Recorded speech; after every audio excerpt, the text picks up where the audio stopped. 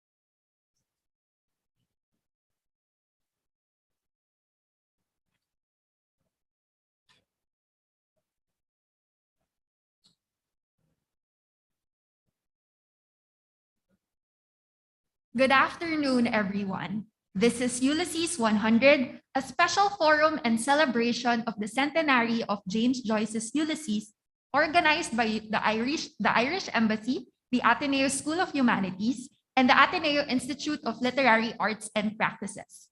I am Camille Ortiz from the Department of English, your MC and moderator for this afternoon's program. Thank you to everyone who made time this afternoon to participate in this special forum, whether on-site here in the Leong Hall Auditorium or online through the Zoom room and the YouTube live stream. We will officially begin our program with a welcome message from His Excellency, Ambassador William Carlos. The Philippines is Ambassador William Carlos's 11th country of posting.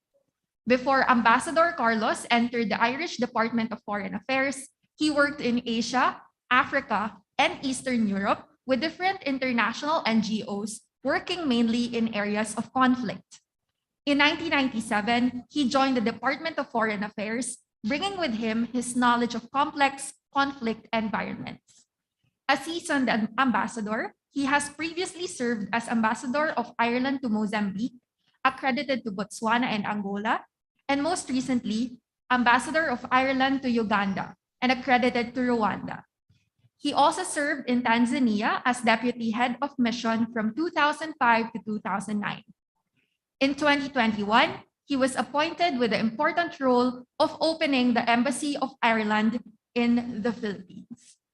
Since arriving in Manila in November 2021, the ambassador has found a strong connection between Irish and Filipino culture. With this natural connection between Ireland and the Philippines, with the first resident Irish ambassador finally in the country, the embassy will work to deepen the political dialogue with the Philippines. The ambassador has already led the embassy in establishing connections with the government, opening conversations regarding promoting trade and cultural exchange. The embassy has held several cultural events promoting Irish culture, literature, and the arts. In the areas of tourism and trade, the embassy will work to promote awareness of Ireland Irish products, and in particular, our food and education sectors. A strong advocate for education, Ambassador Carlos is also keen on promoting an enhanced partnership between the two countries, which can lead to the creation of more ambassadors between the Philippines and Ireland. Let us give Ambassador William Carlos a round of applause.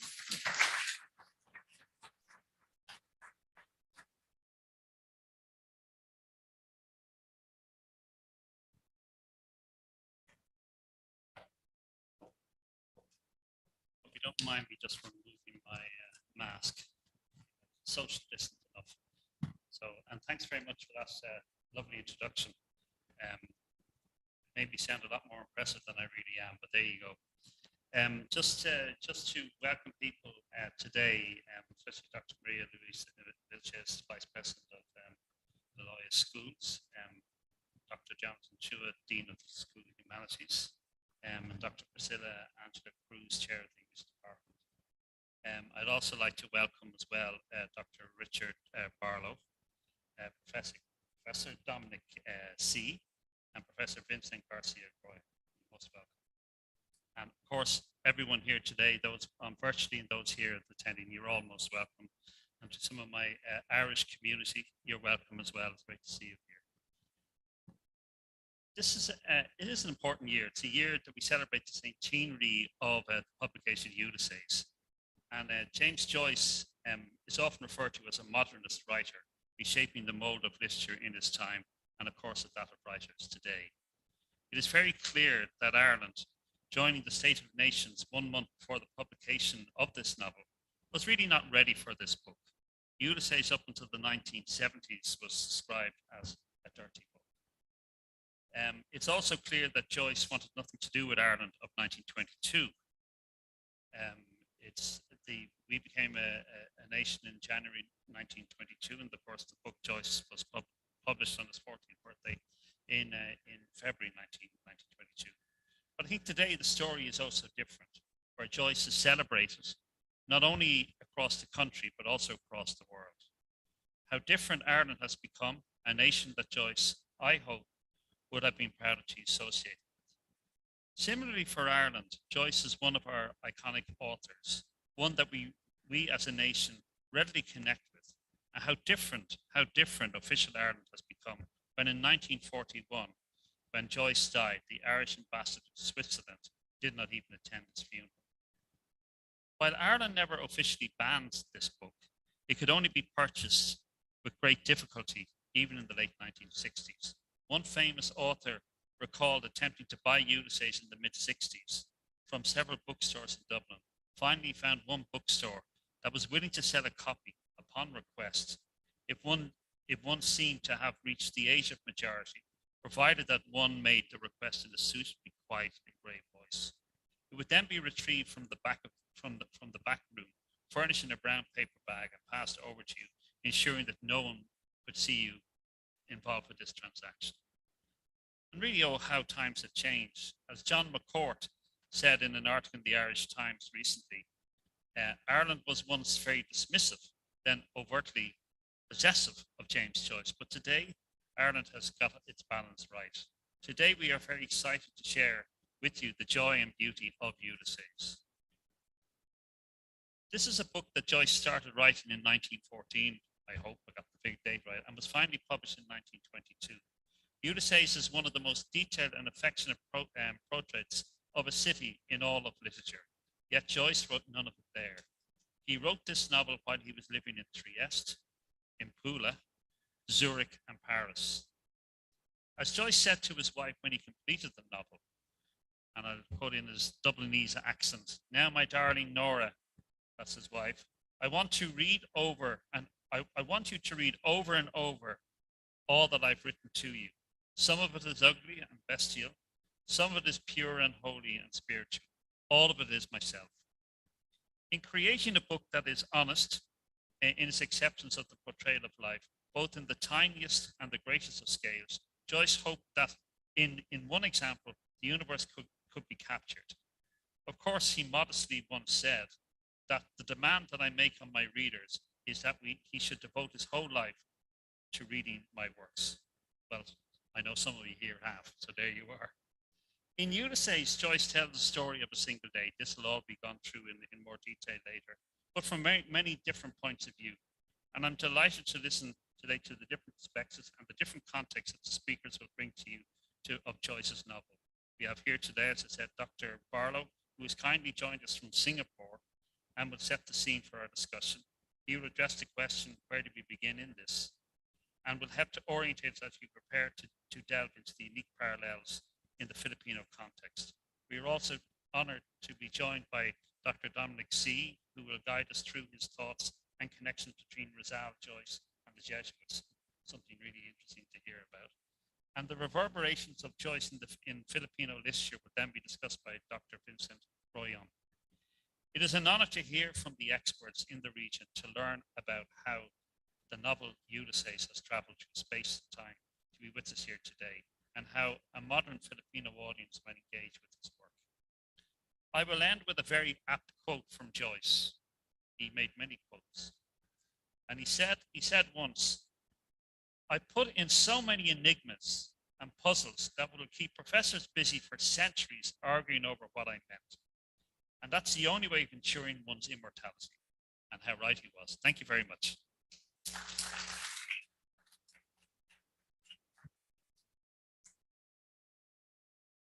We give another round of applause for Ambassador Carlos. We again thank Ambassador Carlos and the Irish Embassy for hosting the event together with the School of Humanities as we celebrate, as he mentioned, the iconic author James Joyce. This afternoon, we will be listening to three distinguished scholars speak about the impact of James Joyce and Ulysses on our collective and national imagination. After the presentations, we will have an open forum for our attendees to share their questions and reflections. We begin with the presentation of Dr. Richard Alan Barlow. Dr. Richard Barlow is an associate professor at Nanyang Technological University in Singapore and the academic director of the Trieste Joyce School. He received his PhD from Queen's University, Belfast. His articles have appeared in journals such as James Joyce Quarterly, Irish Studies Review, Philosophy and Literature, and Scottish Literary Review. Dr. Barlow's first book, The Celtic Unconscious, Joyce and Scottish Culture, was published by the University of Notre Dame Press in 2017. His new book, Modern Irish and Scottish Literature, Connections, Contrasts, and Celticisms, is forthcoming with the Oxford University Press in January. Dr. Barlow is here to deliver his lecture titled, Where Do You Begin in This? Let us give him a round of applause.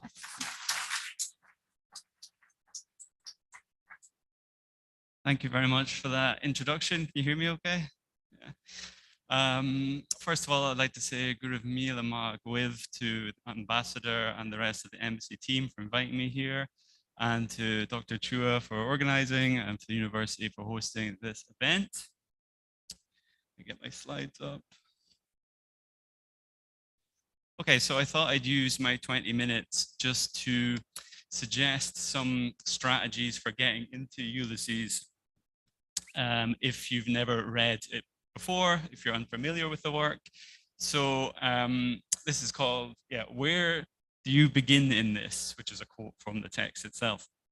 So one place to begin in Ulysses is actually to read another book first, which is A Portrait of the Artist as a Young Man, the novel Joyce published before Ulysses in 1916. Portrait of the Artist as a Young Man is a semi-autobiographical text. It centers around a young man called Stephen Dedalus, who is more or less James Joyce. Okay? It's an ironized version of Joyce's own life. And the revolutionary thing about this text is that as Stephen grows up and his consciousness becomes more sophisticated, the prose itself becomes more complex. So it starts off very childlike. By the end, it's very developed and sophisticated. We end with Stephen Dedalus, this Joyce figure, leaving Ireland to become an artist. He leaves and goes to Paris, hopes to become a writer. When we begin Ulysses, we meet Stephen again. Stephen's artistic ambitions have not been realized. He's a failure. He's back in Dublin, and that's where we find him at the start of Ulysses. Another way to begin with Ulysses is to look at the schema for the work, which was first published in 1930. So Joyce realized that people were finding this work very difficult to understand. So he collaborated with a man called Stuart Gilbert in creating this, which gives you a time of day for each episode, a location, and a sort of hint into what the technique of the episode is. And you notice, sorry, the writing's a bit small, but each episode is given a Homeric title. And they don't actually have this in the book. They don't actually have chapter names, but we know them by names such as Telemachus. So in this talk today, I'll be talking about this episode, episode 1 and episode 4. And like I said, try to give you some suggestions of how you can use these episodes to get into Ulysses. So it's called Telemachus because Ulysses, as you may know, is a kind of rewriting of the Odyssey. It's a modern version of Homer's Odyssey.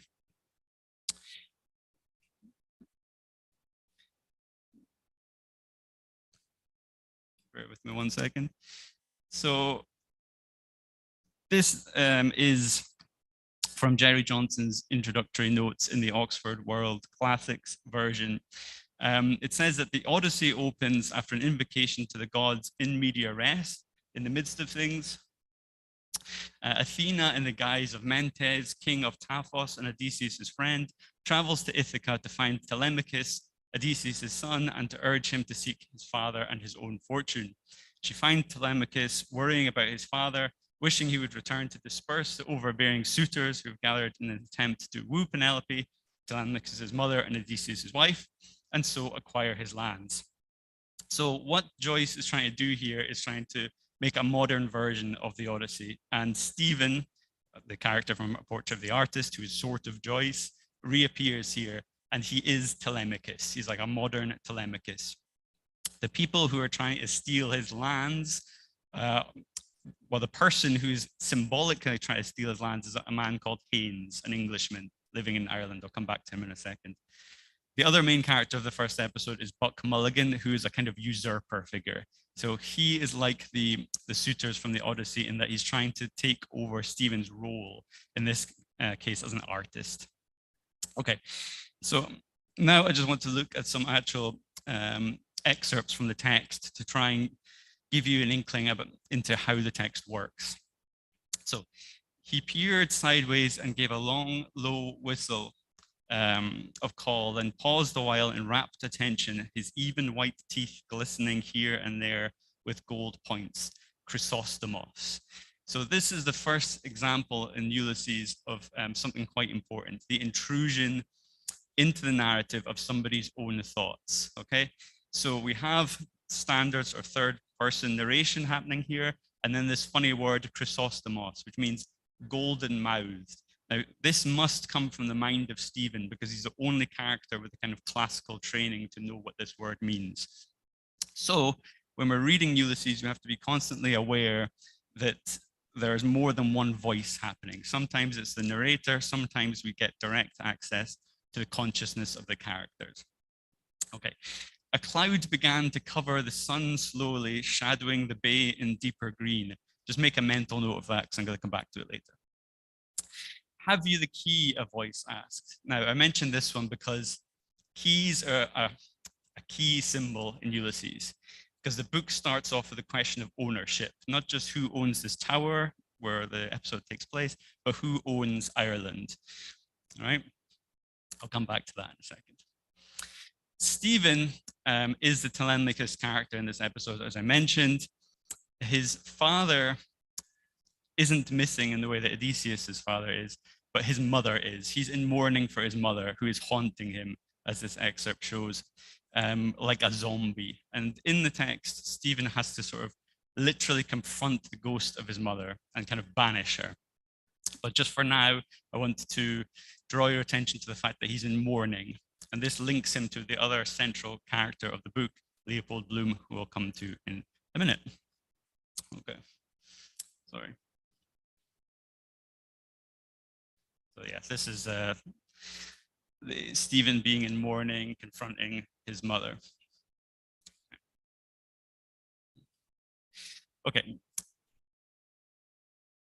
I read a theological interpretation of it somewhere, he said, bemused, the father and the son idea, the son striving to be atoned with the father. This gives you a clue onto one of the major themes of Ulysses, the atonement of the father and the son. Not in a religious sense, like it looks like here, but between Stephen and a kind of surrogate father figure who is Leopold Bloom. Okay, his biological father is not actually dead; he is there, but the whole book is about these two men coming together and being, in a sense, atoned.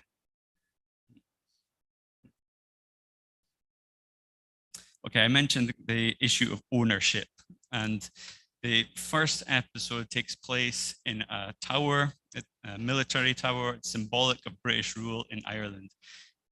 This book is set in 1904 when Ireland was still under British rule. We have an English character here called Haynes. Haynes stopped to take out a smooth silver case in which twinkled a green stone. He sprang it open and offered it. Now, of course, this green stone in a silver case is a symbol of Ireland, and it's literally here in the hands of the possessor, of the colonizer, okay? And one of the things Ulysses is about is kind of challenging not just colonial rule, but kind of British culture. It's kind of an answer back to British writing in many respects. So another thing to think about as you work your way through the text. This is made more explicit in this excerpt. After all, I think you're able to free yourself. You're your own master, it seems to me. I am the servant of two masters, Stephen said, an English and an Italian. And then further on, the imperial British state, Stephen answered, his color rising, and the Holy Roman Catholic and Apostolic Church. I can quite understand that, Haynes said. An Irishman must think like that, I dare say. We feel in England that we've treated you rather unfairly. It seems history is to blame. So again, the question of ownership of Ireland, the colonial situation existing between Ireland and Britain is a key context, historical context for reading Ulysses.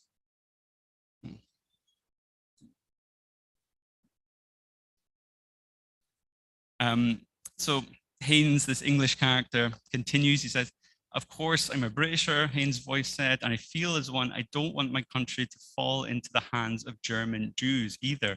That's our national problem, I'm afraid, just now. Much of literary modernism is quite anti-Semitic, displays a hatred of Jews. Joyce is one of the few writers who is not an anti-Semite, few modernist writers, I should say, who's not an anti-Semite. So we have this context, this theme of coming into the novel. Later on, we will see that the central character of the text is himself a Jew. Anti-Jewishness also stands for a kind of anti-life attitude. And what Ulysses, one of the big things that's going on in Ulysses is being against prejudice, against hatred, against xenophobia, against intolerance. And here's that key again. Give us that key, Kinch, Buck Mulligan said, to keep my chemise flat. So again, remember this for when we come to look at Bloom in 1 second, the main character. And this is how the first episode ends, with the word usurper. So just again, to give you a suggestion of how to interpret this first episode, the theme of usurpation. Stephen, who's supposed to be the artist figure, his position as poet has been usurped by the character Buck Mulligan. Not only that, Ireland, in a sense, has been usurped. Its power has been taken over by the British. Okay, and this is the situation at the start of the book. I would recommend, if you haven't read Ulysses, to start with episode 1 and episode 4, which I'm going to look at just now. So here's a picture of the front door of 7 Eccles Street, which is where the central character lives. Don't go looking for 7 Eccles Street in Dublin. It's not there anymore. You can go and see the front door, which was saved. The rest of the house was knocked down, sadly. Yes. So the novel starts again. We know through a lot of scholarship what time of day each episode takes place. And the book begins again at the same time, and I'll show you how we know that in a second. But just briefly to go through the Homeric Correspondence. The correspondence between this episode, the first Bloom episode, and Homer is that in the Odyssey, Homer is being held by Calypso, a nymph. We don't need to worry about the rest of it. And in a similar way in the Odyssey, Bloom is held captive in a certain sense by his wife. It's more like he's captivated by her.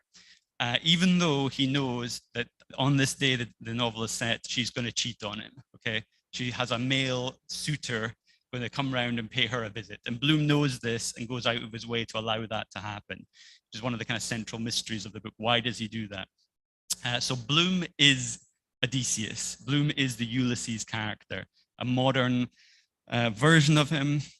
In some ways, he's a better man than Odysseus, although perhaps not as macho, not an alpha male like Odysseus. Molly is Calypso and also Penelope. Okay, and we see in this episode a lot of the images from the first episode we looked at repeat in sort of ironic versions. So I mentioned how the first episode takes place in a tower. And again, we have a tower here. Wonder what I looked like to her, thinking about his cat. Height of a tower, no, she can jump me. I mention this because this is the way to understand Ulysses, at least I think on a first reading, the best way to get into it. To try and make connections between Bloom and Stephen, to read the text and go through and think of those two characters in parallel, okay? And that's what the book's about, that atonement I mentioned earlier. Thinking about how they kind of complement each other, the artistic character and the scientific character in a certain sense. Okay. And the more we look for these connections, the more we can spot them. We notice that, for example, Bloom is also keyless. This is symbolic. He's symbolically kind of castrated. He's not in charge of his house. His wife is wearing the trousers here, okay? Like Stephen, he's also in mourning. He's going to a funeral later that day. So we start to notice all these strange connections between the two characters. And then as we go through the book, we're encouraged to compare them and to read those chapters in parallel, okay?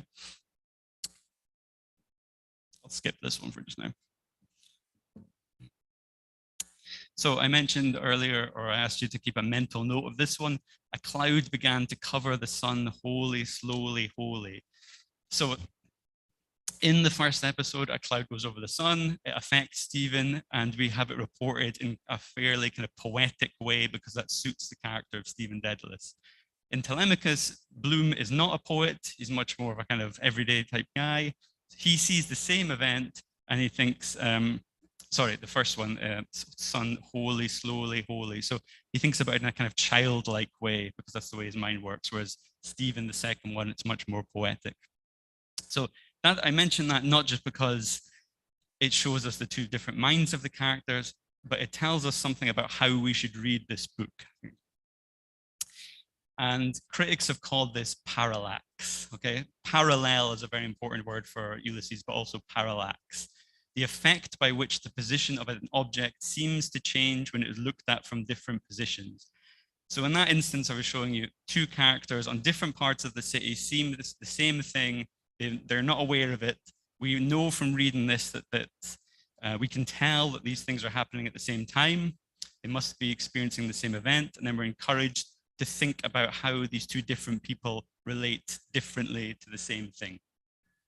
But beyond that, it encourages a non-linear mode of reading, as Marjorie House has said.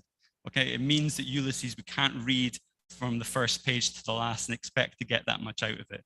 We have to flip backwards and forwards to make these kind of connections. That's the way to really get something out of reading Ulysses. Okay, just a few more and then I'll finish. Okay, I mentioned that Bloom is going to be cheated on. His wife is going to cheat on him with this man called Blazes Boylan. He knows this. In fact, he gets a card, or she gets a card, Mrs. Marion Bloom. Okay, of course, it should say Mrs. Leopold Bloom. So he knows immediately that something's up here. Okay, a card for you. He laid the card and letter up on the twill bedspread. And then at the end, letting the blind up by gentle tugs halfway, His backward eye saw her glance at the letter and tuck it under the pillow. I love this backward eye thing. It's like this. See what she's up to, keeping an eye on her. The man that his wife is going to have an affair with later that day is called Blazes Boylan. And he is putting on a musical performance, a kind of tour with Molly, Bloom's wife, as the singer. And they're going to be singing a song, well, it's from an opera called La Ci Darem, okay, and also a song called Love's Old Sweet Song. In Joyce, nothing is accidental or random. He doesn't just throw in the name of any old piece of music. La Ci Darem is a very ominous thing for them to be singing together. Some of you may know it's from Mozart's Don Giovanni. It's a seduction scene, okay? So the fact that Molly is going to be singing this with Blazes Boylan should really be getting Leopold worried, okay? But like I said, he doesn't do anything to stop this. In fact, goes out of his way to make sure it happens. As you read the text, you should be thinking, why does he do this? Is he secretly enjoying this humiliation? Possibly.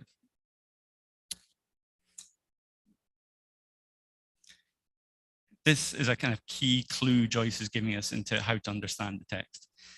Molly is reading like an erotic book by a writer called Paul de Kock, and she's come up against a word that she doesn't understand, okay? There's a word I wanted to ask you. Met him what? He asked. He leaned downward and read near her polished thumbnail. Metempsychosis. Yes, who's he when he's at home? Metempsychosis, he said, frowning. It's Greek, from the Greek. That means the transmigration of souls. Oh, Rock, she said, tell us in plain words. It's a very, by the way, a very rude thing to say for a wife to say that to her husband, I think, but tells you what Molly's like a little bit. So she's not taking Bloom very seriously here. Anyway, he carries on. Some people believe, he said, that we go on living in another body after death that we lived before. They call it reincarnation. Now, again, this is not just a random discussion because Bloom is Odysseus reincarnated, okay? This book is all about repetition with a difference, about variation over time. Bloom doesn't realize this, but he is Odysseus reincarnated. So here's Joyce giving us a little clue into the technique of his book. Okay. I mentioned earlier this idea of atonement with Stephen. Stephen is going to become the replacement for Bloom's dead son. He had a son called Rudy, as it says here. He's talking about a midwife. She knew from the first poor little Rudy wouldn't live. Well, God is good, sir. She knew at once he would be 11 now if he had lived. So Stephen is going to replace Rudy in Bloom's life to a certain extent, or at least we're led to expect that. Okay, last thing I would look at is this one, probably, unless somebody can correct me, the first example of someone defecating in literature. It's certainly the first example in modern literature that I can think of. Quietly, he read, restraining himself, the first column, he's reading a magazine, and yielding but resisting began the second, sorry. Midway, his last resistance yielding, he allowed his bowels to ease themselves quietly as he read, reading still patiently, that slight constipation of yesterday quite gone. Now, I mentioned this not just to be titillating or whatever to show someone in the toilet. It's the fact that for Ulysses is a very intellectual, very highbrow book in many respects, but it's also about the body. It's about the way the body operates. Even if, you know, Joyce is going to depict stuff, even if you would consider some of this a bit gross or disgusting, Joyce thinks, no, that's an important part of human life. It all has to go into this book, okay? The body is just as important as the mind in Ulysses. So those are episodes 1 and 4, kind of introduction into what they're about. They are kind of written in an initial style. After that, things get really interesting. We have this episode that's set in a newspaper office. So it becomes like a newspaper with headlines. That's Aeolus. We have an episode that is a hallucination, which becomes like a drama, an unperformable one. That's called Circe. It's the longest episode.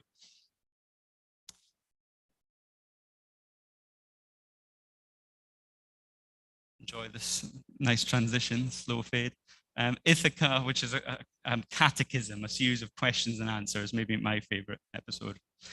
And then the final episode, maybe the most famous, is this long stream of consciousness with hardly any punctuation, the thoughts of Molly Bloom. This is called Penelope, a total tour de force in literature. It's like nothing else that's ever been written, I would say. So just to conclude with some ideas about how to approach this work, if you haven't read it before, to try to consider Bloom and Stephen in parallel. Remember that word parallax as well, and to think about how they complement each other and the differences between them as well. To approach the text as a non-linear thing, you have to kind of keep going backwards and forwards in order to solve puzzles, but that's the fun of it. Well, for me it is anyway, to think about how this is a repetition of the Odyssey, but obviously with variation. So, you know, Penelope waits faithfully for Odysseus. Molly Bloom does not wait faithfully for Bloom. Okay, she has an affair with him. So it's the Odyssey with many differences. And then pay attention to not just the mental matters, but the bodily matters as well. Enjoy all of the different styles, the Odyssey of styles, as it's been called. And Sinead, that's about it. Yeah, so if you haven't read it, give it a go. I hope some of this will be of use to you. Okay, thank you very much.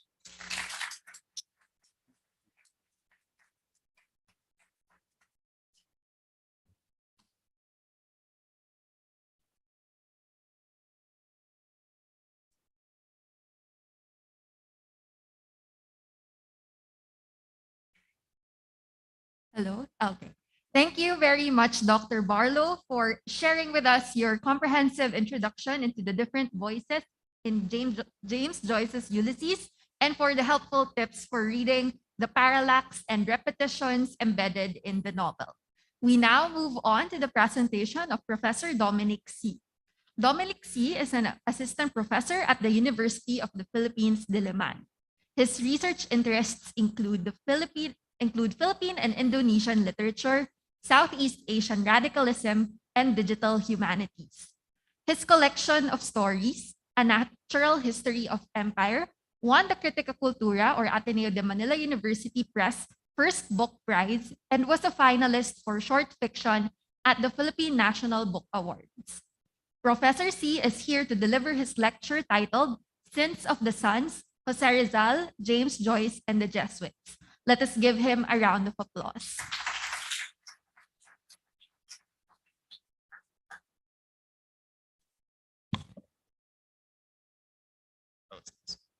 Hello, testing. Use this. Oh, there we go. Okay. Hello there. Oops. So the introduction here will be not really an introduction to the text, but more of an introduction to the authors. And at least I feel an introduction that, given Filipino students and, Ateneo students, students of Jesuits, will probably be something you can enter into and say, oh, okay, I see that I see some resonances here with the life of Joyce and of course the life of Rizal.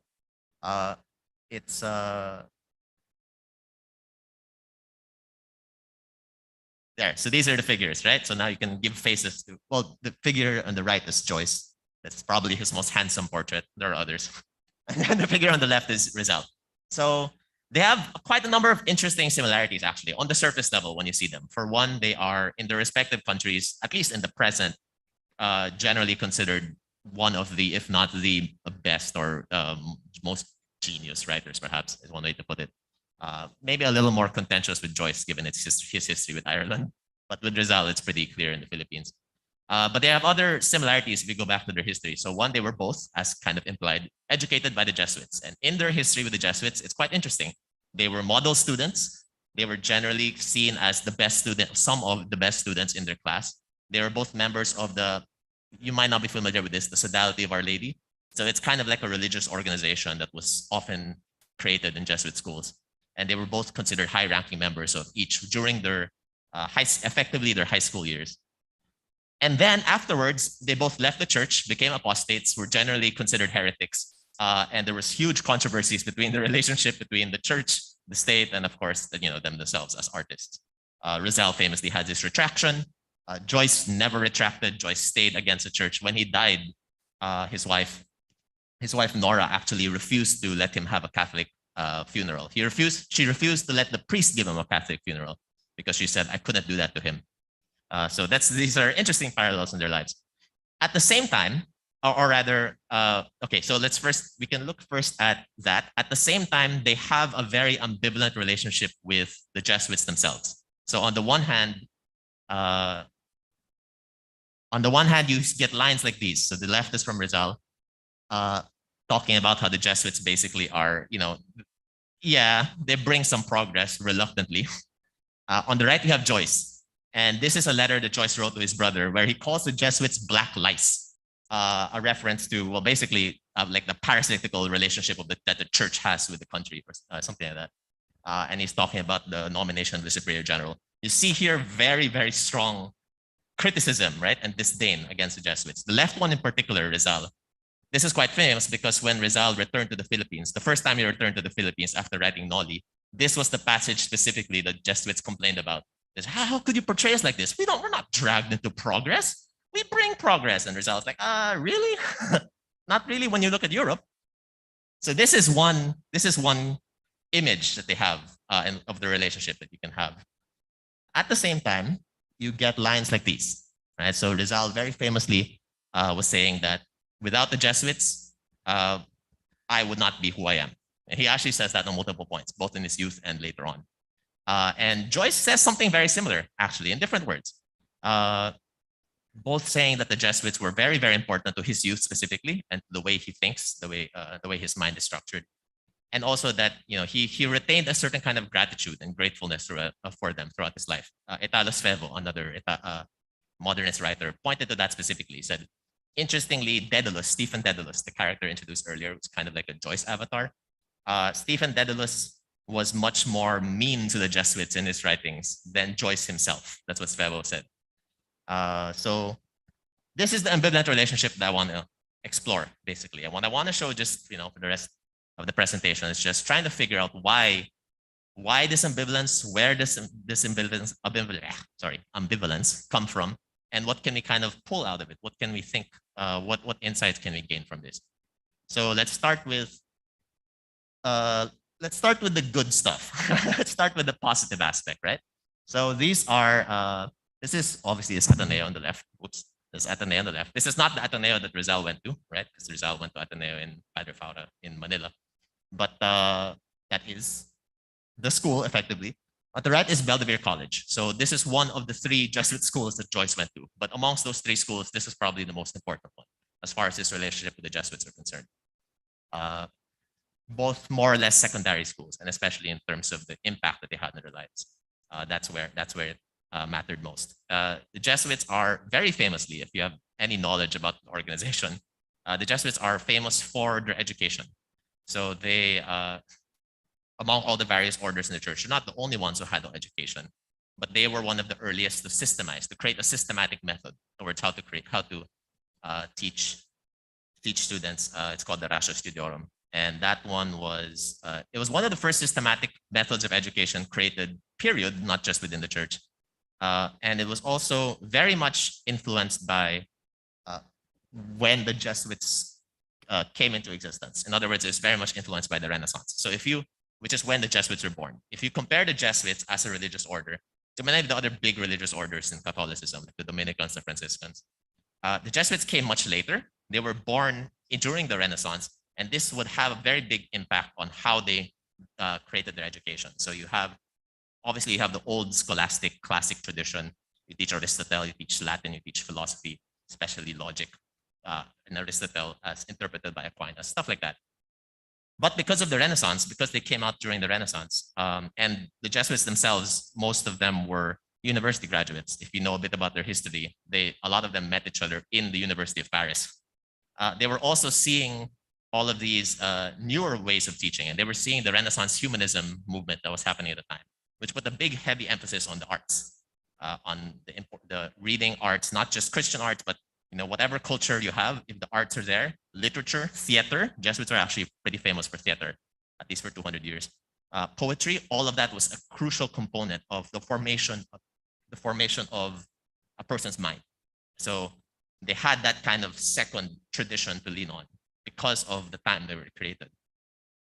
In addition, so you have two. That's one, you have the scholastic tradition. Two, you have the humanities.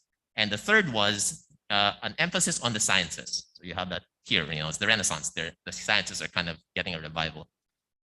And those three pillars, effectively, those are the three pillars that, to kind of simplify things, that kind of led to the pattern of Jesuit education that they were going to start creating all around the world.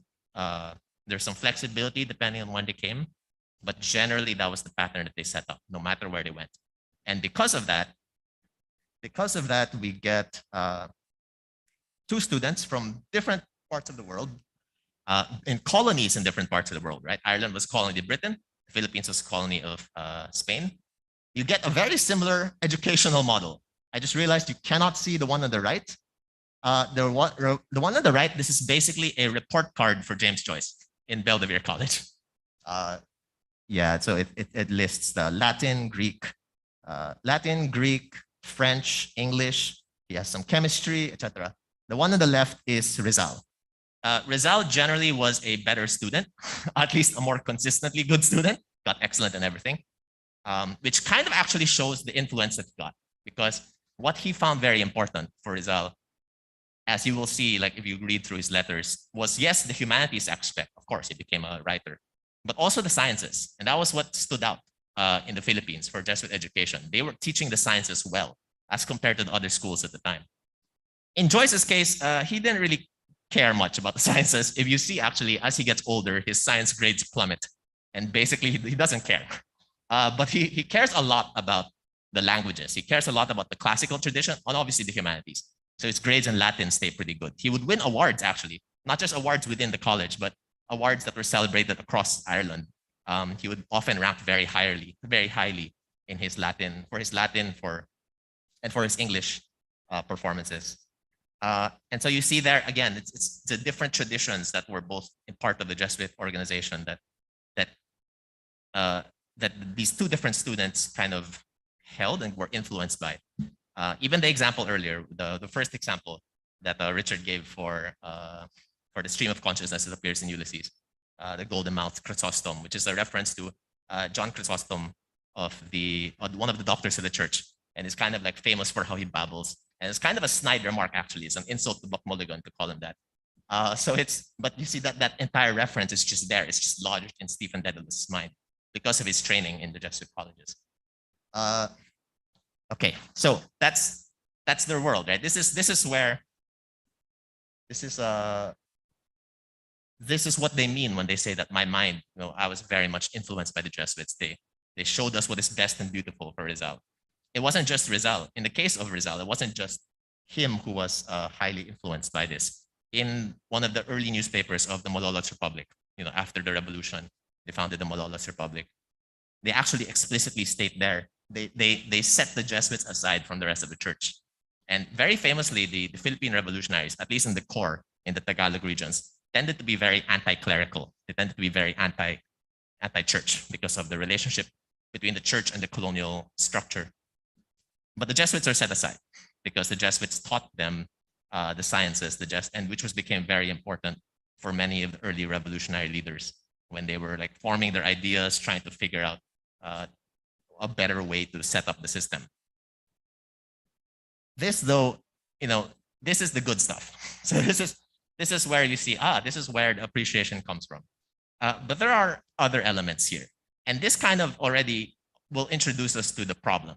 The problem is the Jesuits are not just a separate organization. They are connected to a larger organization, which is the church. And at that time, in the 19th century, in the Philippines, and although a little more complex, also in Ireland, the church had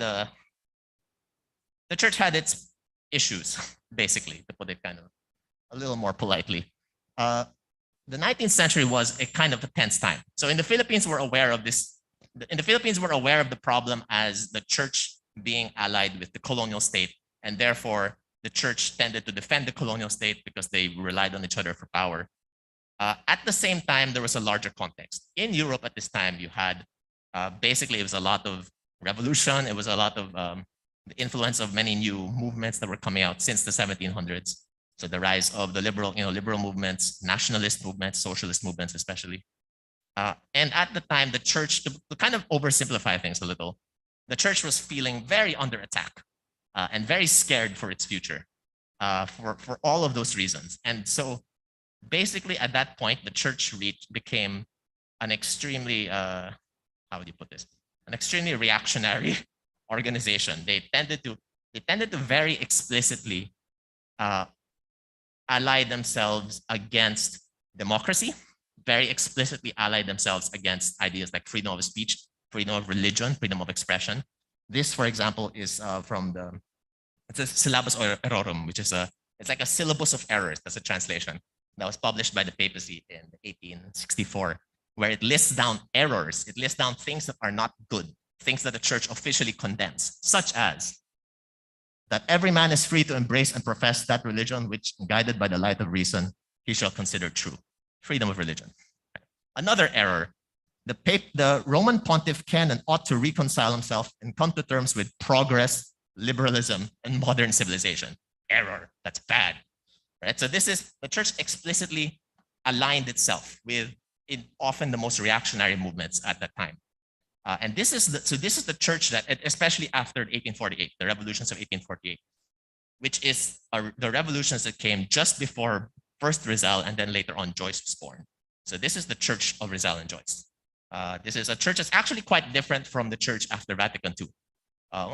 Mostly pretty different from the church after Vatican II. So sometimes it's hard to see, if you're especially part of the church, it's hard to see sometimes the similarities. But the church was very different then. And this is probably a really good example of just how, of those connections that we're talking about. So this is a book called Liberalismo es un pecado. Liberalismo es pecado. And it means liberalism is a sin. And this was a book written by a Spanish friar. No, I'm not sure if he's a friar, a Spanish priest that was very famous at the time. It was basically a condemnation of all the liberal ideas that were happening in Europe. And this book was given by Pablo Pastells. Pablo Pastells was the superior of the Jesuits in the Philippines in the late 80s and early 90s. When Rizal was sent to Dapitan, when he was exiled in Dapitan, Pastells sent him this book, and they had a short correspondence where Pastells was basically trying to get Rizal to join the church again and retract everything he says. And Rizal said no to everything. But this is the book he sent. And this is very important because this book was written by a priest who was very clearly in Spain. He was connected to the integrist movements and the Carlist movements, basically pro-monarchy, very conservative, very anti-democratic movements at that time. So you see the very clear connection of the Jesuit hierarchy, in this case, the provincial of the superior of the Jesuits in the Philippines at the time, of the church hierarchy and the Jesuits hierarchy with these movements, with that movement at the time, a movement that Rizal was very much against, a movement that Joyce would also be very much against in his own way. This is a different issue. Now, so if you go to Ireland, the issue is a little more complex because in Ireland, unlike in the Philippines, where the church was basically seen as an ally of the colonial powers, and then we had the tension in the Philippines was, okay, we are Filipinos, we are also Catholic, the church is allied with the enemy, what do we do? In the case of Ireland, it was a much more complex issue because yes, the Catholic Church would sometimes collaborate with the British Empire, but especially as the nationalist movements were gaining ground in the late 19th century and the early 20th century, Catholicism and the nationalist movements kind of blurred together. And so the idea was that if you were Irish, you were Catholic, right? For many people. And so when the Irish Free State came into existence, basically the independence, the Catholic Church had a very, very strong hold on the political parties in the time. And the Catholic Church generally remained very, very powerful in Ireland for most of the 20th century, signified here by the Valera, who is an important figure in Irish politics, kissing the ring of the Archbishop of Dublin. This is something that Joyce was very much against because he saw this as having a very problematic effect on Irish culture. And you see this here in a letter that Joyce wrote in 1905. At this time, Joyce had just left Ireland, basically. And Joyce was seeing himself as, Joyce was flirting with socialism. He wouldn't become really a socialist, but he was flirting with socialism at the time. And but even in that moment, he was explicitly framing it as this is a problem of the church. This is a problem of we allow the church to retain its power. We are going to go back to the Middle Ages. We're going to have an inquisition on our hands. So this is something we have to avoid. So that's in both Rizal's case and in Joyce's case, they were seeing these debilitating effects of the church in their lives, on the lives of their people. And this would affect the relationship with the Jesuits because they could see that the Jesuits were going to reject them for these views. And the Jesuits did actually, in some ways, reject them for their views. Some Jesuits were still friends with them. Many of them were not. Both of them, at various points, were pushed away because of the fear among the Jesuits. They would be connected to this kind of apostasy, of this kind of heresy that was being shown.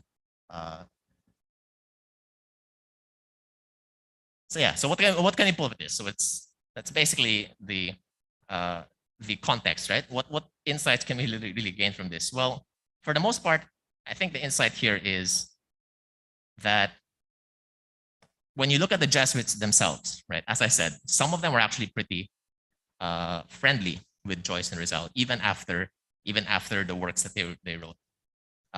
Rizal famously was still very close friends with a certain Father Sanchez, who actually went to him in Dapitan and stayed with him in Dapitan the entire time. And supposedly, this is never confirmed, but supposedly Sanchez would actually defend Rizal's works in private.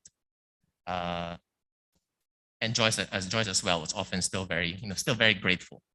The truth is, and the matter is that the fact of the matter is that these institutions are obviously not monolithic institutions, right? There are spectrums of people that you find there, whether it's the Jesuits, whether it's the church itself, or even the individuals like Rizal and Joyce. They're not monolithic institutions. At the same time, however, they, faced with certain injustices in society, they choose to take a certain stand, understanding the complexity of the people involved. Nevertheless, they choose to take a certain stand. And I think John Schumacher, who is a Jesuit historian connected to Ateneo, I think he puts it very well, which is basically that, yes, there was a lack of understanding in the past. Yes, things were complicated, but hopefully in the present, we can see things more clearly and learn from all the figures there and learn from basically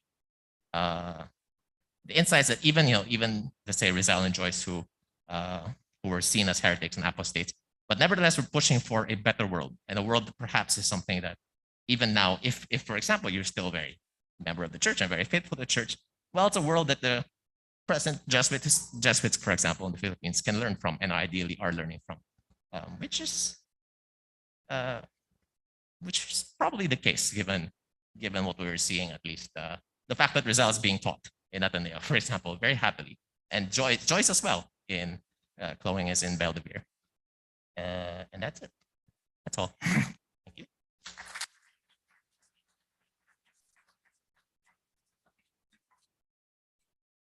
Thank you very much for that, Professor C, for discussing the interesting and contentious relationships of Rizal and Joyce with their religiosity. We now move on to the final presentation with Professor Vicente Garcia Groyon. Professor Groyon is the author of The Sky Over Dimas and On Cursed Ground and Other Stories. He is a recipient of the Manila Critics Circle National Book Award, the Don Carlos Palanca Memorial Awards for Literature, and the Madrigal Gonzalez First Book Award. Recently retired from teaching literature, he now works as a freelance writer. Professor Groyon is here to deliver his lecture titled Epiphany and Exile, Joycean Echoes in Philippine Fiction. Let us give him a round of applause.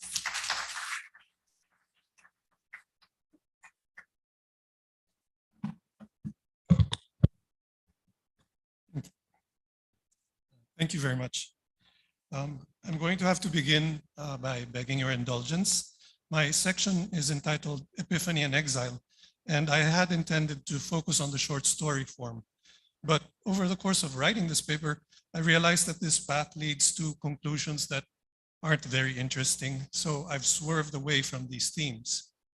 In the first place, James Joyce's concept of the moment of epiphany in the story has been so influential that it's become a default element, a requirement even, in the modern short story, along with Edgar Allan Poe's single effect and Anton Chekhov's slice of life realism. Given how and when the modern short story developed in the Philippines in the 20th century, one finds the Joycean epiphany everywhere in the Philippine short story in English. As for the exile theme, it's fairly simple and obvious to link this with the Philippines' large and scattered diaspora, which has produced its own literature, especially in the case of Filipino Americans, whose writing has received a lot of analytical attention already.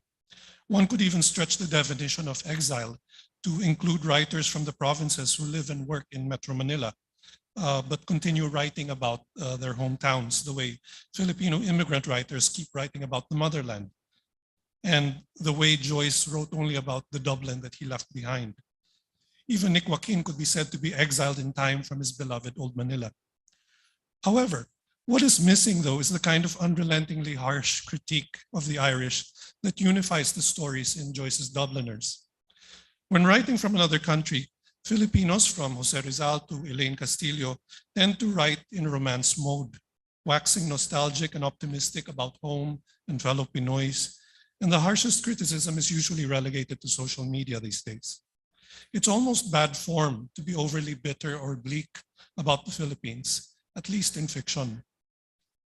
If one were to seek other characteristics of Joyce's work, meaning the modernist experimentation in form and style in his later novels, one wouldn't find much of this in Philippine fiction either.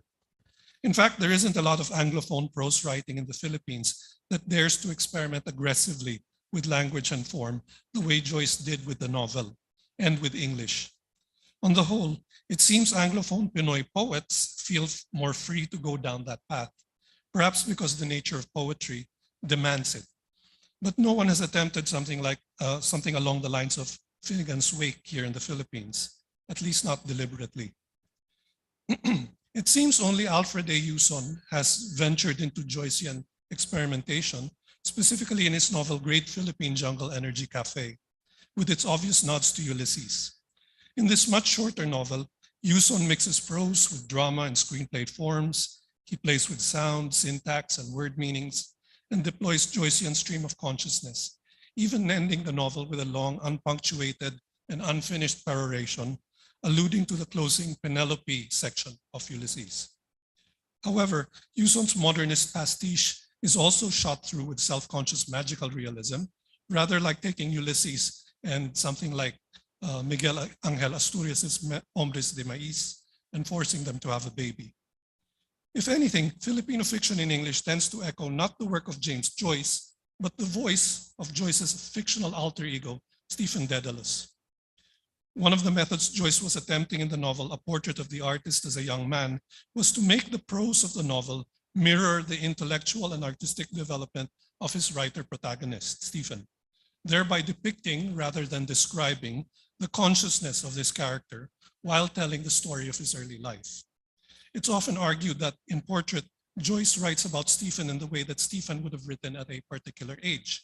Thus, as Stephen grows from infancy to adulthood, the novel's prose also progresses from short, simple, repetitive sentences that flip from one sensory impression to another to a more mature use of language, longer and more complex sentences, polysyllabic words, and more coherent storytelling.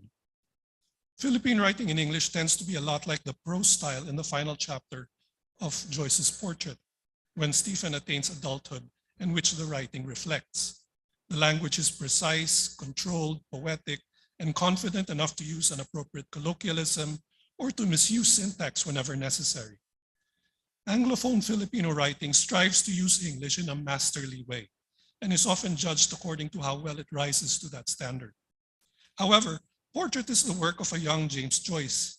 In his later novels, Joyce went beyond mere mastery of the language. English was a father language for James Joyce, a second language. His native Irish or Gaelic had been all but obliterated by England, And like Filipino Anglophone writers, Joyce was also a post-colonial subject and an English as second language speaker. As a young man, he rejected the Irish nativist movement to revive Gaelic culture among his fellow writers, and instead he attacked the English language, splintering and fracturing it, forcing the sounds and accents and cadences of Irish into it, and finally attaining an almost new language in his final novel. It's unlikely that something like Finnegan's Wake will arise in the Philippines, in my opinion, and even unlikelier that it would be published or celebrated. And not just because people would find it unreadable. Why? I'll try to answer with two anecdotes. The writer, scholar, and literary critic Isagani R. Cruz often said that whenever he served as a judge for the Palanca Awards, he would start by reading just the first page of each manuscript. And if he found even just a single error, whether grammatical, syntactical, or typographical, he would automatically discard that manuscript. Only the works that passed this test would be read in their entirety. He argued that any work that didn't exhibit absolute mastery of the language it was using didn't deserve an exalted Palanca Award. Now, another writer who also often served as a Palanca judge was Jose Y. Dalisay. Once, during a meeting with his fellow judges to discuss their long lists, he announced that he would play devil's advocate and lobby for a short story that the two other judges had already eliminated from the running because its language was atrocious, riddled with grammatical errors and poor sentence constructions. Dalisay asked, what if this is on purpose? He pointed out that the story's use of ungrammatical, unlovely English accurately captured the reality of the inner and outer world of the protagonist, who was neither well-educated nor well-read. Therefore, the language of the story could very well be a deliberate stylistic choice. The story didn't win. It was eventually eliminated by a vote of 2-1, and 3 prizes were awarded to works that used English impeccably. Now, all of this reminds me of 2 more cases, studies in contrast. One of them is Arnelby Salgado, a Baguio-based writer and academic who self-published 3 novels that were written in prose that was so turgid and purple that they moved beyond badness into the sublime. At least that's what Jessica Zafra thought. And her public mockery / adulation of Salgado in the late 1990s developed a cult following for him and his hard-to-find books. The other thing is the short story that's entitled Love in the Corn Husks by Ida Rivera Ford, who's from Davao. This story includes, quoted in its entirety, a love letter written in clumsy English by a farm laborer. His grammar is generally correct, but the language is very formal and stilted. He's obviously transliterating from Tagalog or Cebuano into English, and most of the letter mixes stock phrases from popular culture and legal documents. It sounds a lot like the work of Arnel Salgado. The poor grasp of the language is in stark contrast to the flawless English used by the narrator to tell the story. In this case, the bad English is allowed to remain in the story uncorrected because Ida Rivera Ford is obviously doing mimicry, and she's doing it perfectly, and it delineates the nature of this character perfectly.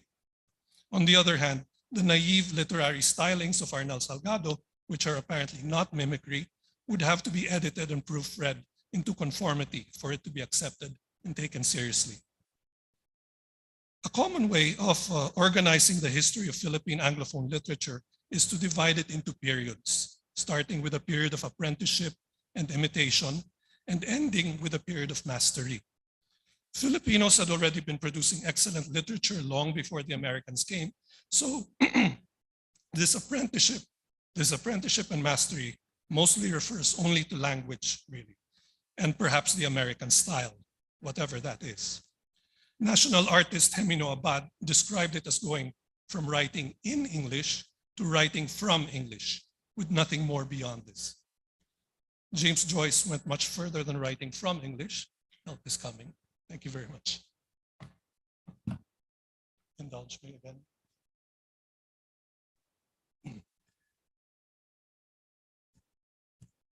National artist Hemino Abad described it as going from writing in English to writing from English, with nothing more beyond this. James Joyce, on the other hand, went much further than writing from English, but Filipino fiction writers will apparently never surpass mastery the way that Joyce did. In the Philippines, English is still regularly weaponized to assert social dominance. Fluency in English continues to be an indicator of educational and therefore economic and often moral superiority.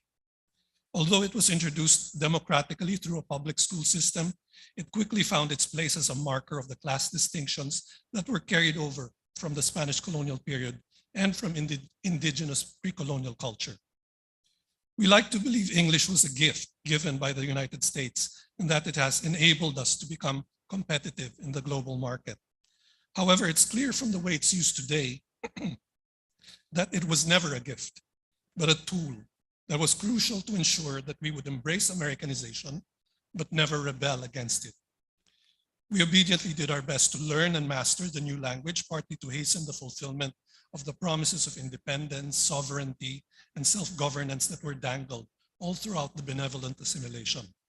However, English still doesn't seem like it belongs to us to keep and use as we wish, but rather just another hoop to jump through to prove our worthiness. Present-day metrics for excellence in local Anglophone literature demonstrate this amply.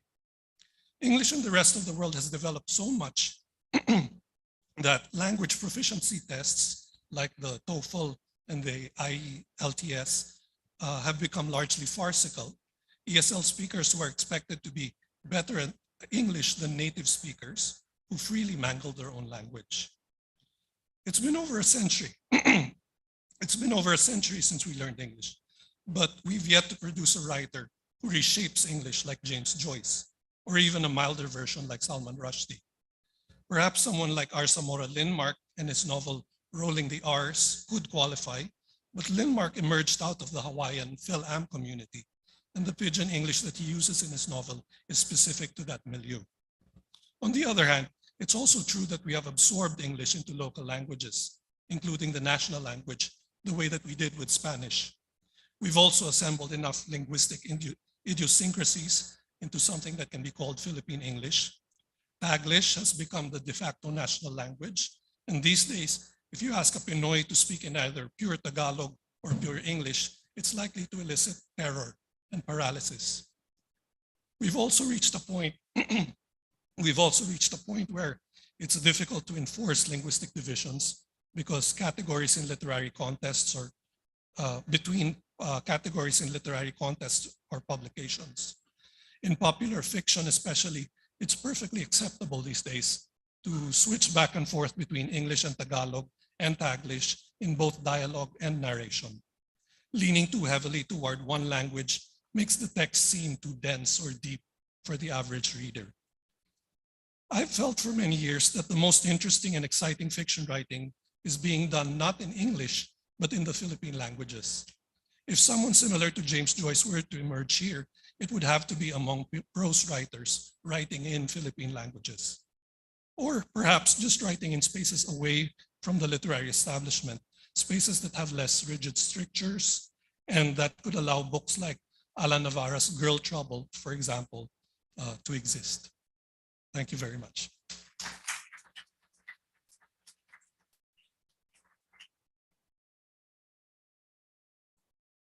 Thank you very much, Professor Groyon, for your insights on the politics of language and reception, given the context of Joyce and contextualized in the Philippine literary scene.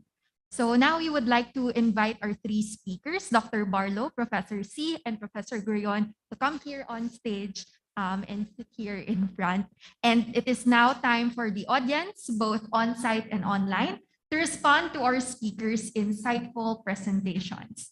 Online participants may send their questions through the Google form bit.ly/U100OFQ. Again, that's bit.ly/U100OFQ. On-site participants may line up near the microphone found on either side of the Leong Hall auditorium. So again, may we have our speakers here in front, please, so that they can answer and talk among themselves given the questions that our audience will present.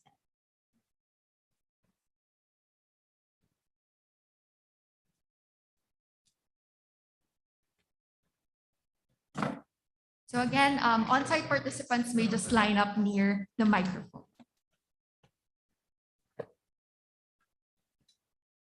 Okay, as we wait for our audience to formulate their questions and comments, I would like to ask a question to our three panelists, starting with what Ambassador Carlos said regarding the changing of the times and how it shaped the reception of Ulysses in Irish culture and abroad. Perhaps you can talk about Ulysses 100 years since its publication. So what are the new directions of Joycean research that the past few years have presented? So, yes, anyone can start. So perhaps what interesting directions or things have you found as you were preparing for the lecture and as you talked about your different topics today? So, new directions in Joyce studies. Well, there's been a lot. There have been many events around the world, such as this celebrating Ulysses. So that's great to see that it's been sort of embraced by the Irish government, which wasn't always the case. It's been embraced, I think, in Dublin and in Ireland way more than it used to be.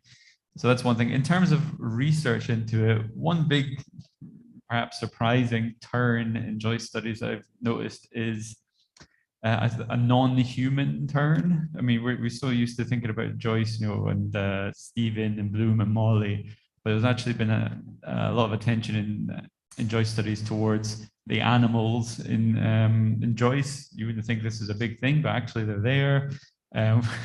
The objects in Joyce as well.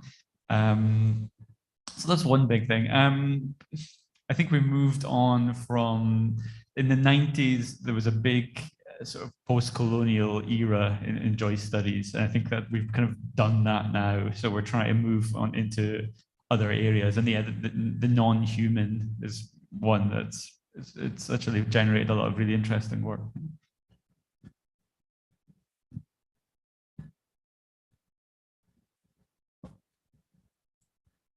Well, I mean, I don't really know the recent Joyce studies as much, except the post-colonial angle, right, that was mentioned. Although what I know from that is precisely that there were in some places there was a bit too much emphasis of Joyce, potentially, depending on how you looked at it, on the fact that on Joyce's kind of trying to recover Joyce as a Catholic writer against Imperial Britain. I remember because I've read some recent research where that was the focus, and it was kind of like, no, as it was mentioned, there are two masters. There's the British master, and then there's the Roman master, and he was chafing against both because he was very much attached to this sense of freedom, very much attached to this kind of trying to liberate all aspects of humanity, right? From the highest point, most intellectual point to, again, the lowest one, like the defecation scene. There are there's a lot of reasons why Ulysses was banned in many places. There's a masturbation scene at some point in Nausicaa. It's a pretty wild book, actually. Yeah, so as far as recent Joyce scholarship, except for that angle, which I had to research for this, I'm not really as familiar. Joyce was, my relationship with Joyce personally was just, I was very into him at a certain point, like about a decade ago.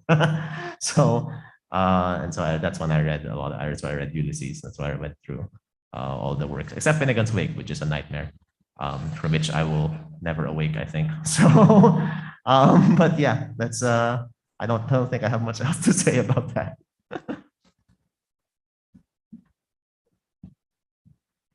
In my case, one thing that interested me that I didn't have enough time to research on was just which of the local writers, the Filipino writers, actually read and admired Joyce. My theory is that Joyce only began to be widely read in the Philippines when it was republished in America, when Ulysses at least was republished in America in the late 1960s, I think. And I think that's only when it became widely read here. at least among the literati. But I'd be very curious to find out, if there were any writers, like, for example, did Paz Marquez Benitez read Dubliners? Was it part of I doubt that it would have been part of the curriculum that was introduced by the Thomasites, but that would have been an interesting thing to look into. Actually, oh wait, yeah. I just thought of something else, that this year I've been very happy to see a development in Joyce studies, which is the women in Joyce's life being given much more attention. So the women that allowed Joyce to do his work, basically, the women that got money for him, that helped him publish Ulysses when you mentioned the masturbation scene. This is the reason it couldn't get like a standard publishing deal. No publishers would go near it because it was so scandalous. So Shakespeare and Company stepped in, the small bookshop in Paris, run by a woman called Sylvia Beach. And I think through most of the existence of Joyce studies, these women were kind of sidelined. Also, Harriet Shaw Weaver, one of his patrons, Nora to a certain extent. And now I think there's been much greater attention given to these women who were so important. Also, the editors of a journal called The Little Review in America, who serialized Ulysses, who were very brave, radical women, publishing this really, like, as you said, a really wild book and taking big risks, actually, like leaving themselves open to sort of criminal proceedings and everything. So it's great to see them recognized. I also just saw recently Edna O'Brien has a new play out at the Abbey Theatre in Dublin. It's just called Joyce's Women, I think it is. So yeah, that seems to be a big trend as well, which is great to see.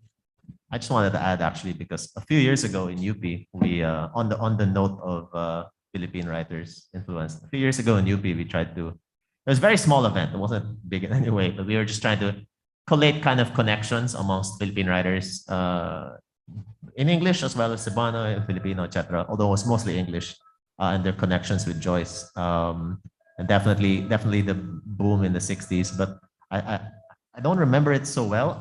There were a couple of influences from earlier on.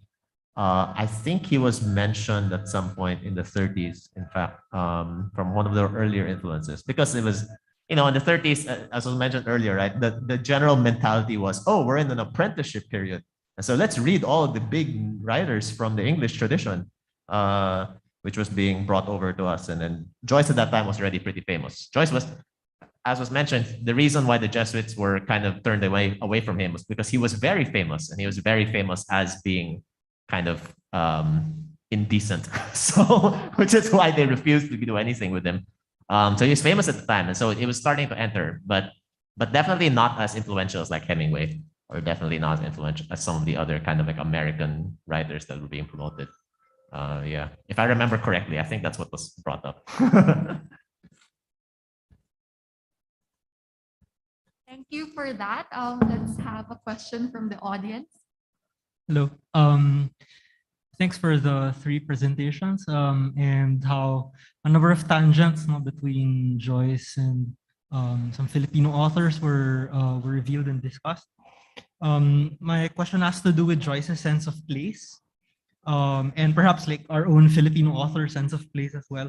Can anyone from the panel talk about Joyce's sense of place, particularly the ways in which Dublin was rendered, and how this representation of place evokes Irish identity and history? So I'm thinking, for example, of Wandering Rocks, where like a lot of characters are being followed around by some consciousness, or perhaps, as mentioned, the Ithaca chapter, where I think Leopold and Stephen were just walking around after the pub scene drunkenly and stuff like that. It's also significant to note that Joyce was doing all of these evocations from a place of exile. I was wondering if like exile played into this kind of like thinking about Dublin. And finally, I'm reminded of a parallax or a parallel, if you'd like, with Nick Joaquin, particularly Nick Joaquin's sense of place as well. You get like texts like, Portrait of the Artist as Filipino, which renders Manila as a kind of like, index of residual Spanish culture vis-a-vis emergent American culture. And I was wondering if we could all discuss, is there any other Filipino authors who had the same rich evocative sense of place as well. Thanks, everyone.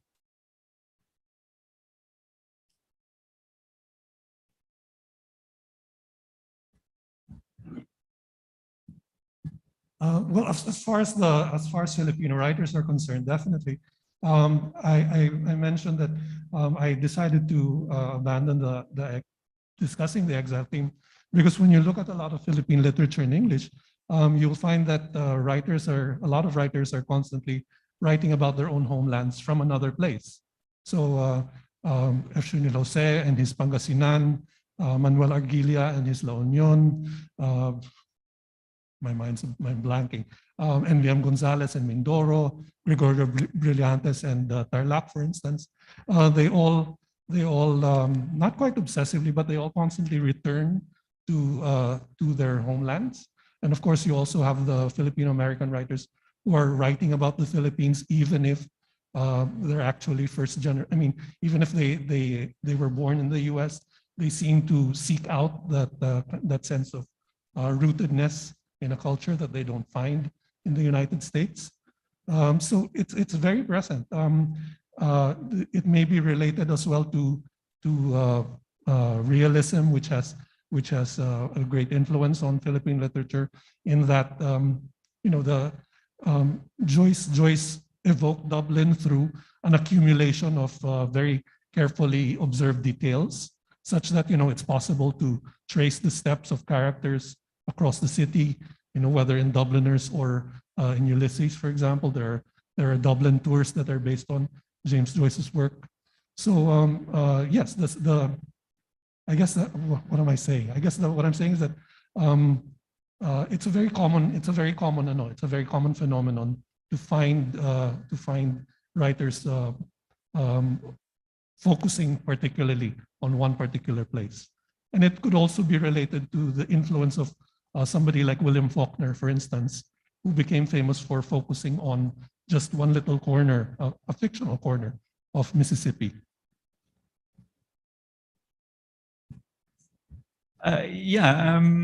Just on the subject of place, you mentioned Wandering Rocks, and that is an example of a part of Ulysses that can really profitably be read using a kind of non-human approach. So in that episode, it's not just, okay, there are characters, there are people, but it's really interested in the city itself, things like sewers, canals, the streets, the trams, things like that. So Joyce is giving you almost the city becoming a character there.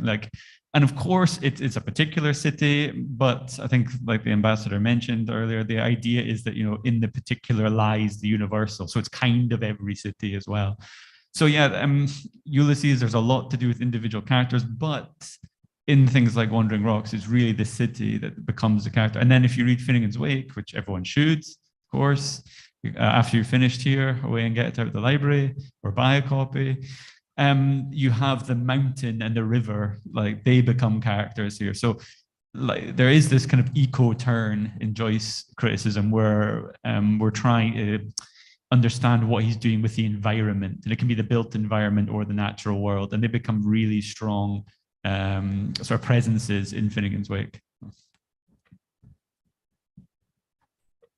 All right. Now we will read through the comments. Oh, there's a question, one more question from the audience, and then after that, we'll read through the comments on Zoom. Hi, good afternoon. Thank you so much for your talks a while ago. I really just wanted to ask about the Gilbert schema.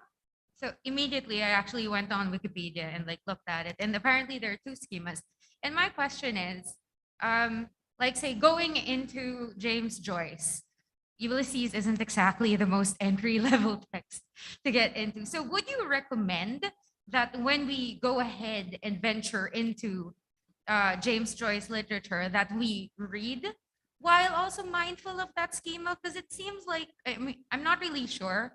Wikipedia doesn't really offer an extensive breakdown of how that schema works. So would you recommend us reading Joyce or Ulysses mindful of that schema or other schemas alongside it? I'm glad you used the word when rather than if you read Ulysses, or when you read Ulysses. That's great. Well, yes and no. So they are handy, and if you can get an edition, so the Jerry Johnson edition, Oxford University Press, has good notes actually in it. So then you don't need to buy the separate annotations. And there's a really good book of annotations, the size of a phone book. Sam Sloat et al. Have done that, which I also recommend. But they do help, but on the other hand, there's a temptation, I think, if you have those, to think, oh, well, that's that solved. That's what that's about. You know, like, okay, this is that explained. This character equals that Homeric character, whatever. And then it's very reductive to think that closes things down in a certain way. I mean, Joyce is only using it as a scaffold, basically, as like a basis, and then he's going off in all sorts of different directions. So I would say yes, glance at it, but try not to be kind of limited by it, I would say. Yeah. I just want to add, there's just as another perspective, not really another, simultaneous with that one. I don't remember the verbatim quote. I know it's by Chesterton, G.K. Chesterton. Something about anything worth doing is worth doing imperfectly. And the thing about it is no one will be able to read Joyce perfectly. No one can read anything perfectly. Joyce is just an extra layer of that. So I think the idea is kind of just, if you're interested, honestly, there is no pressure to understand it. And you shouldn't come in with the idea that you should be pressured to understand it, because nobody does, in a sense. You just come in, and then there are a lot of it. There's a lot of it that's pretty rewarding. There's a lot of scenes. Even if there are some chapters, famously, Ox Under the Sun is really hard to go through. But there are some chapters that are harder than others. Some parts that are weirder, like more tense. But all you can promise is, if you want to go through it, there's a lot that's rewarding. There are a lot of interesting passages, there's a lot of very powerful scenes that can stick with you for a long time. Like I said, I got into Joyce a long time ago, about 10 years ago. Ended up reading it twice, haven't picked it up since. But there are a lot of scenes across Ulysses that still stick with me. And that they kind of retain their power through that. A lot of quotes as well, because Joyce is really good with quotes. So a lot of those lines stick with you for a long time. And they're not just in a funny way, like they're pretty powerful. So yeah, you can just, if you're interested, you can just go through it and don't feel too pressured to get it. Right. All right, now we will read through briefly the comments or reactions through Zoom. Okay. This one is from Dr. Ramon Sunico. He's just saying, this is just an observation. Another modernist masterpiece being celebrated this year is T.S. Eliot's monster of a poem, The Wasteland. If Ulysses' portrait of Dublin, TWL, has been called the portrait of London, inspired by the Baudelaire's portrait of Paris in Les Fleurs de Mal. But where it is dominant in imagery is one of the desert in its dryness and aridity. Joyce is one of Odyssean Sea, the fecund, scrotum tightening sea. Dr. Pizarro also said that they recommend reading Portrait of the Artist as a Young Man as an opening to Ulysses. All right, so that is all the time we have for our open forum. We now call on the Dean of the School of Humanities, Dr. Jonathan Ochua, for his closing remarks. Let us give him a round of applause. I think there's one more question. Can we take one more question? Yeah, I think Sister has to ask a question. Thank you very much for your indulgence. And thank you for the scholarship on which we have feasted this afternoon.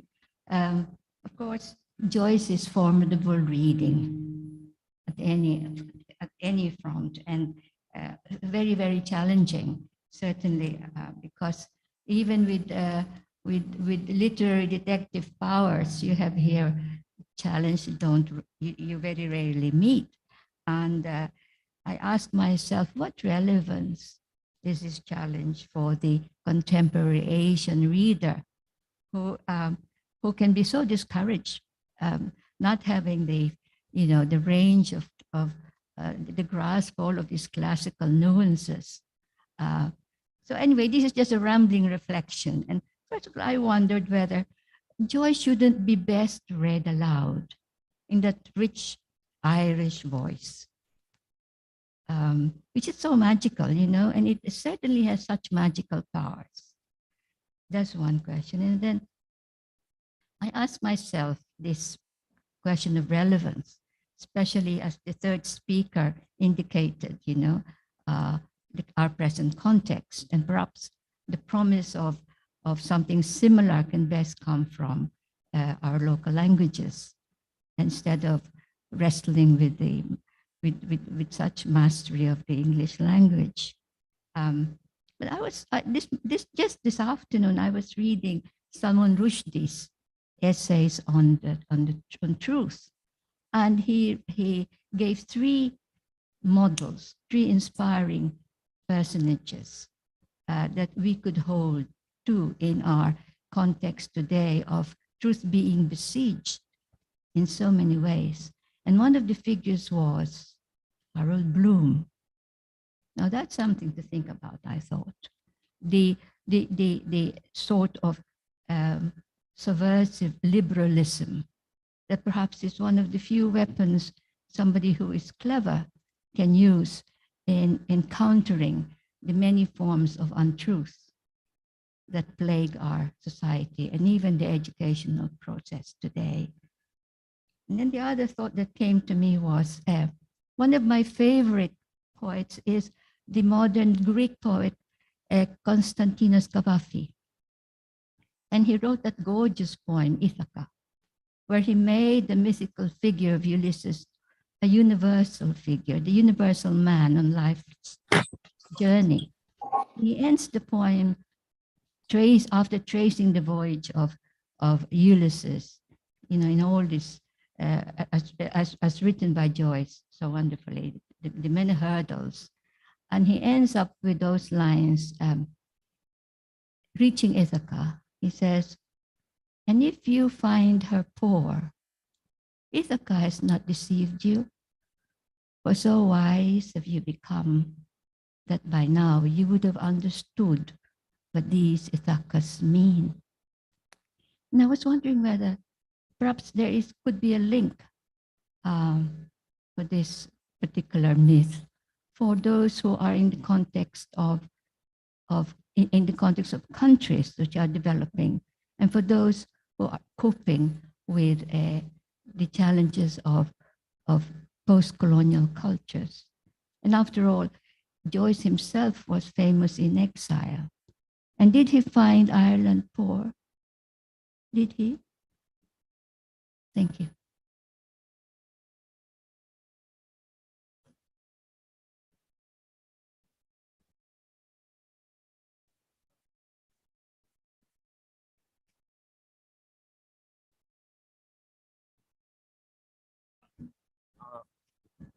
Very insufficient response, I think. But and for my response will be very insufficient. But I was thinking about at least with the section for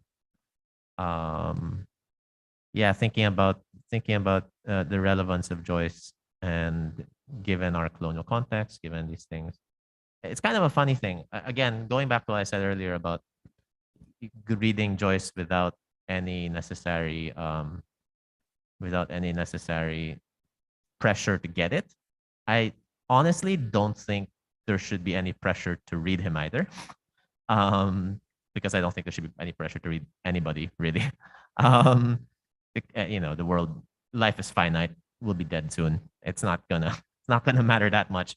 But there is something rewarding that you can pull from it, and there are many elements of Joyce that are rewarding. Joyce was basically, as kind of indicating earlier, Joyce was a man who was in his time caught in a society that he found that was paralyzed, a society that he found was kind of crumbling from the influences of the people who held it under control.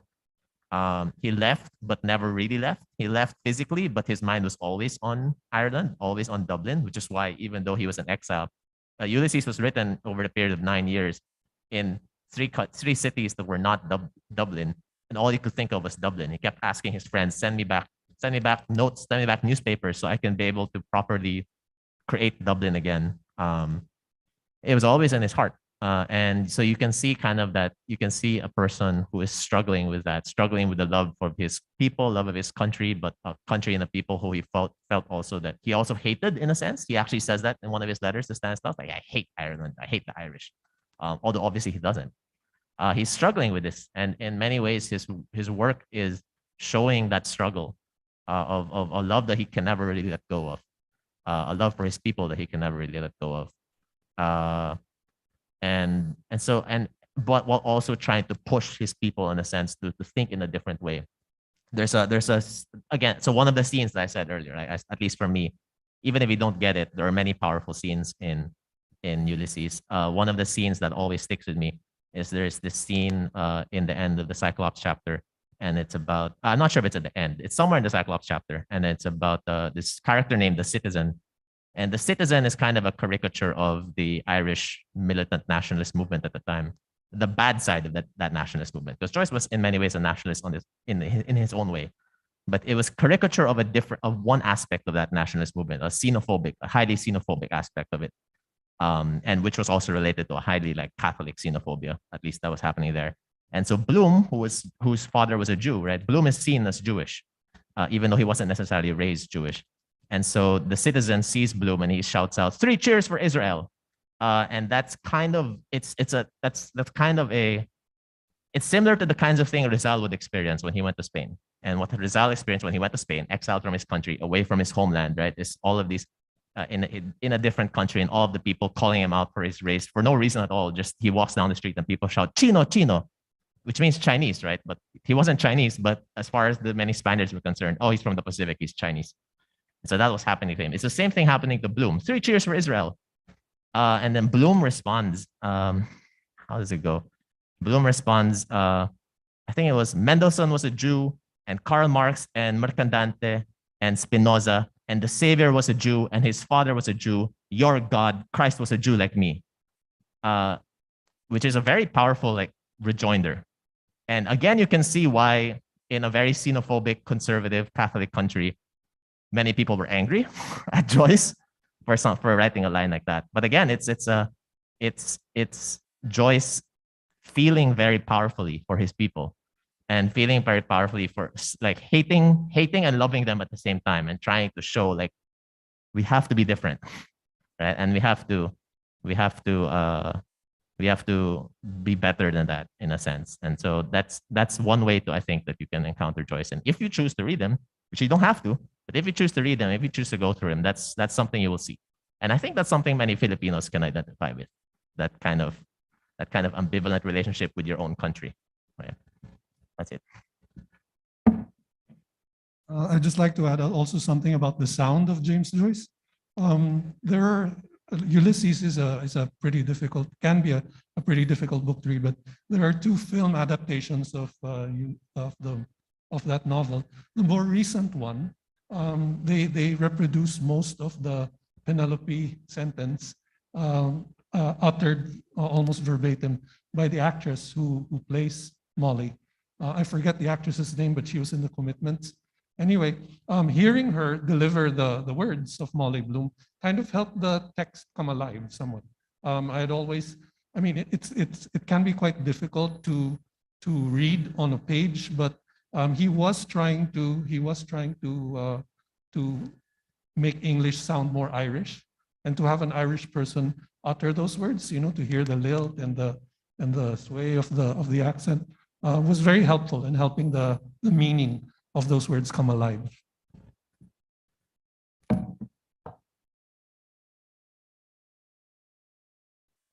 Thank you again for that final question. And that is all the time we have for our open forum. And now we again call on the Dean of the School of Humanities, Dr. Jonathan Ochoa, for his closing remarks. I won't keep you any longer. It's been a journey of about 90 minutes, not 24 hours.